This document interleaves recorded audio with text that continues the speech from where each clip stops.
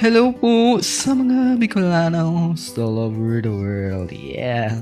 So, kumusta man po kamo today? Hope okay man po kamo niya. And if di po kamo okay, just listen to this podcast and hope make your day happy again. Yes. And I'm your host for today. My name is Don Peter Madero, and now you're listening to the episode 90 ng Kaulay Podcast. Yes, Kaulay Podcast is powered by DP Production. Yeah.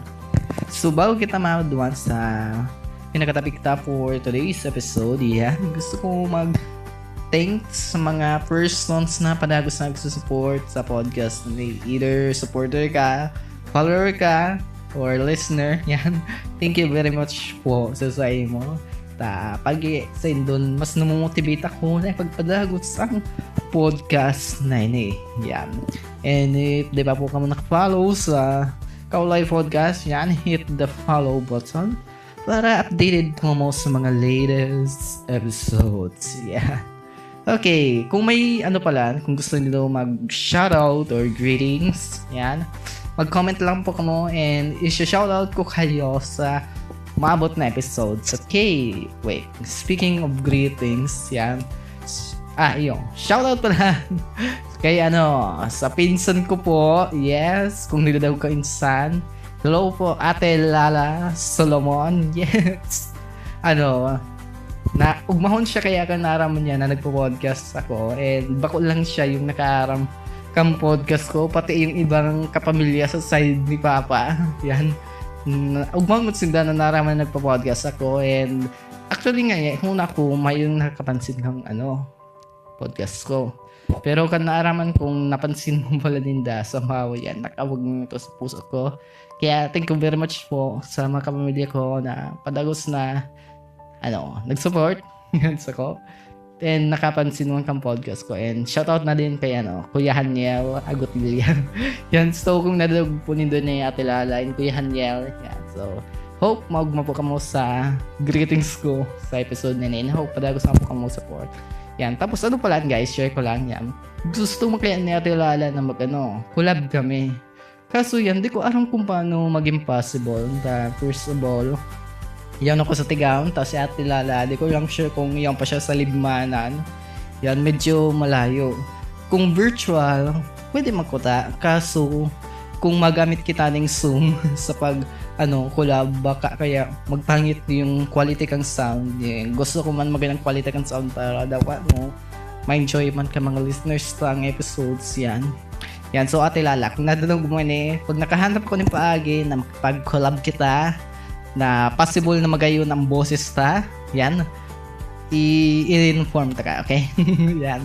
Parang nilook forward ko sa na makakolab ko din si Ate Lala and pati yung ibang mga persons para daw dahil ko solo sa pagpo-podcast. Yan, napahalay si greetings yan. Yan, so again, shout out Ate Lala, kay Kuya Haniel, tapos sa iba kong kapamilya sa side ni Papa. Yan, so doon na po sa featured Bible verse for this episode. Yan. So, magayon ini guys na i-share ko sa indo. Pwede tayo ning ma-apply sa life, lalo na sa friendship. Yeah. So, ibabasa ko po sa indo yung sinasabi kan, Talinhaga 13 verse 20. Yeah. So, basahan ko nalagod sa English. Yan.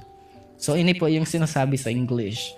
The one walking with the wise will become wise, but the one who has dealing with the stupid will fare badly. And ini man po yung Bicol translation niya. Ang saro na naglalakaw kay bakan mga madunong, magiging madunong. Pero ang saro nakikiibas mga mangmang mapahama. Yan. So, agree ba kamo guys sa Bible verse na ini? Kasi ako 100% agree talaga. Di ba? Kasi, halimbawa, naging friend ta is good influence. Aside sa pagiging influence ko siya, magaya na qualities, halimbawa, pinagtatanggol ka niya pag halimbawa mait ka. Tapos, pag may problema, dinadamayan ka. Malamang na mapaparahay ka talaga sa friend nito. Pero, kung Makikipag-friend kita sa mga bad influence. Halimbawa, may mga marawat na bisyo, or may iba pang may mararat na gibo. So, ano man yung aasahan ta, syempre, pwedeng ma-adapt naman yung habit ninda, kaya mapaparaot man kita. Kaya yan, so, ano po yung itinutok do kang Bible verse na ni? Pwede kitang maging friendly, di ba? Syempre, malain naman sa magmati kung ngurus dot ba kita, di na kita magustuhan kanibayan. So, pwede kitang maging friendly, pero, bako gabos, pwedeng maging friend. Kung maraot na influence, so naging friend mo, syempre, ka naman sa teksto, mapapahamak ka. Pero kung napili mo yung good influence, mapaparahay kaya. Kaya in short, choose your friends wisely. Yeah. So, mapamili sa magiging friends ta. Kaya, di basta guys, mag-picking friend. Suriin ta manggiraray kung okay ba siya sa to, kung may good influence, pero kung may pagka-red flag, yan, dito na pag-ignore. Okay, yan. Napahaloy pati talaga. Okay. So, yan po yung featured Bible verse ta. And hope may apply taman ini sa pang-aral daw na life. Yan. So, magayon talagang book ang palinhaga. May mga proverbs ka talaga dyan, guys, na pwede mong may apply talaga sa life. Yeah. So, yung iba kaya iniisip na ang Bible is luma ng libro, bako na siya applied sa ngunyan. Pero guys, in-encourage you sa indo na explore nindo ang Bible ta. May mga Bible verse dyan and lessons na hanggang ngunyan applied po talaga. So, ang example na nga nini, Proverbs 13:20 na very applied talaga siya sa friendship. Okay. Yan. So, duman po kita sa pinakasapit sa for this episode. Yan. So, gagamiton na guys yung comfort cards version 2. Okay. And may napili na akong hapot. Ay, sorry. Category pala niya guys is self-love. Yan, self-love. Tapos, may napili na akong hapot. So, sabi po, kung may isang bagay na gusto mong sabihin sa sarili mo ngayon, ito? Ulitin ko. Kung may isang bagay na gusto mong sabihin sa sarili mo ngayon, ito? Ayan, kung gusto niyo guys mag-participate sa discussion ta for this episode, feel free na mag-comment ka mo. Okay. Yan, so kung akong hahapoton, isang bagay na gusto mong sabihin sa sarili mo ngayon. Actually, bako lang saro. Mga dua. Actually, dakol, pero dua lang yung gustong i-share sa indo. Yan. So, inot mo na is, dear self, mahalaga ka. Yan. Bad may hapot nindo. Yan ang gusto kong sabihin sa diri ko. Yan.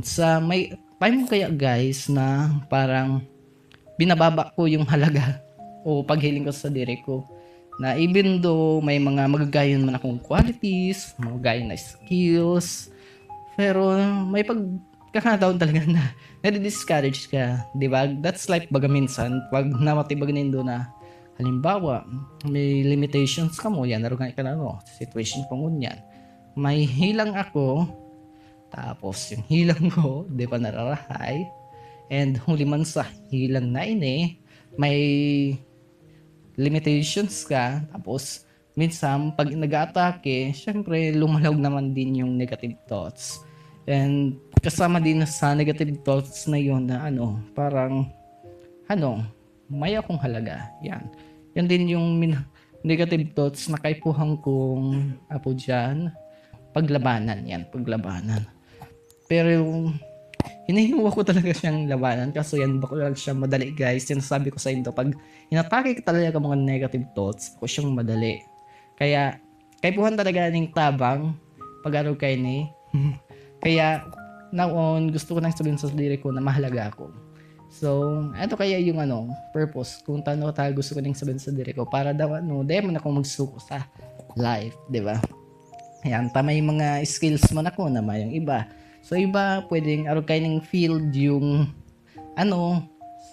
nahahasa sinda or pinaka-best ninda. Pero ako, igwaman, yan. Kaya, halimbawa, sa best ko is yung pag-content creation, kang pagpa-podcast, di ba? Yan, tapos, nagdi-digital art ako through Ibis Paint. Dayan nagigibo ka na iba. Kaya somehow, may halaga pa ang palad ako. Yan, tayan din yung kay Ponggong paglabanan minsan. Yan, tapos ikaduwang gusto kong sabihin sa diri ko ngunyan is don't give up. Yan, so bad may hapot nindo if tano, yan, tangon yan kaya. Araw ka na-share ko sa indo, dako lang problemang inagihan. Yan nga nito, na-mention ko nakasubag ko. Hilang ko. Tapos, minsan financially unstable yung hanggang ngunyan guys may pa ko trabaho, ginagawa ko naman lahat pero wala akong nahanap. Kaya minsan nakaka-burnout pag may yung trabaho gusto mo mag-earn kaso paano ka maka-earn kung may hilang ka then nakikisubayan sa hawak mo yan so pa yan sa problema ko tapos negative thoughts tapos ngunya may problema sa pamilya sarabahin talaga guys kaya pag mani ko gusto ko na magsuko pag mati ko di ko na kaya may alungan ina ihinibi ko na lang talaga inigabos di ko na kaya pag mati ko magabaton talaga sa pagmati yeah.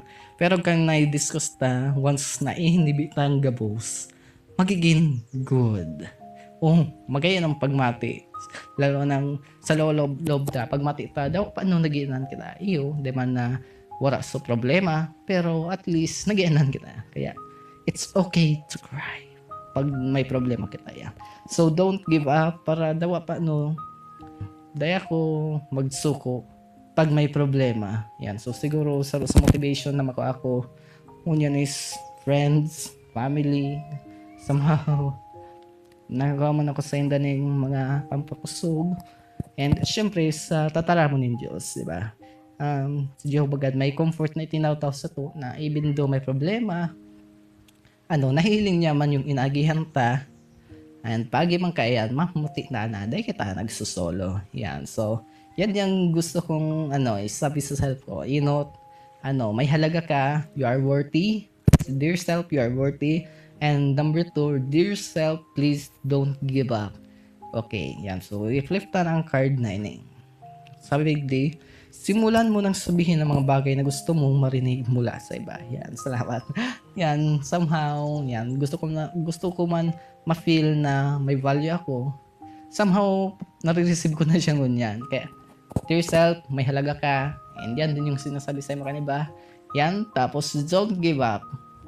Okay, yan. So, yan po yung discussion for this episode. And hope nag-enjoy man po kamo sa pag-hinanyog. Okay.